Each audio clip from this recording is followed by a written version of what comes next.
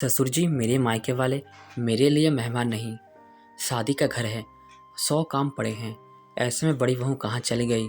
विनय जी की आवाज़ आई। विनय जी के छोटे बेटे की शादी है। विनय जी की पत्नी का स्वर्गवास हुए 10 साल हो गए। जब से नैना इस घर की बड़ी बहू बनकर आई है, उसने घर की हर जिम्मेदारी को संभाला है। देवर को उसने हमेशा बेटे से बढ़कर प्यार दिया है।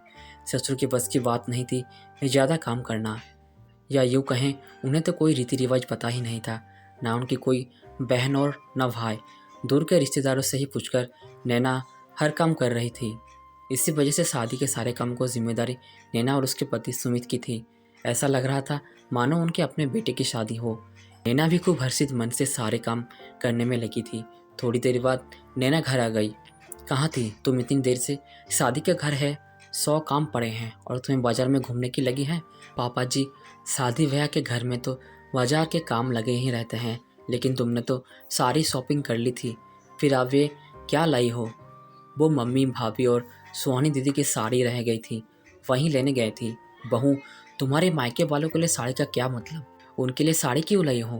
पापा जी, भैया की शादी में सबके लिए साड़ियाँ ली हैं तो अपनी मम्मी भाभी और दीदी के लिए भी लाई हूँ, लेकिन बहू के मायके वालों को शादी में ऊपर नहीं दिए जाते। ऊपर केवल अपने घर वालों और रिश्तेदारों को दिए जाते हैं। तो उनसे शगुन भी क्यों?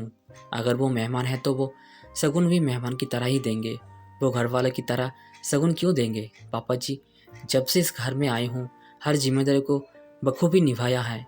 शादी की भी सारी जिम्मेदारी मुझ पर ही, तो क्या मेरे इतना भी अधिकार नहीं है कि मैं अपनी मर्जी से किसी को उपहार दे सकूं? मैं मम्मी से फ़ोन करके कह देती हूँ कि वो शादी में मेहमानों की तरह आए और उस तरह शगुन को लिफाफा दे। ना तो वो मुंह दिखाई देंगी और ना ही कुछ और। पापा, नैना सही कह रही हैं। आप कैसी बात कर रहे हैं? नैना को इतना अधिकार है इस घर में, और उसकी मम्मी का भी अधिकार है। शिवम की शादी की मिठाई और साड़ी का। पापा, शिवम की शादी हमारे घर की खुशी है, और खुशी सबके साथ बांटने से ही बांटती हैं। एक साड़ी से हमारे घर में कोई कमी नहीं आ जाएगी, लेकिन उनको कितनी खुशी होगी कि हमने उनका मान सम्मान किया।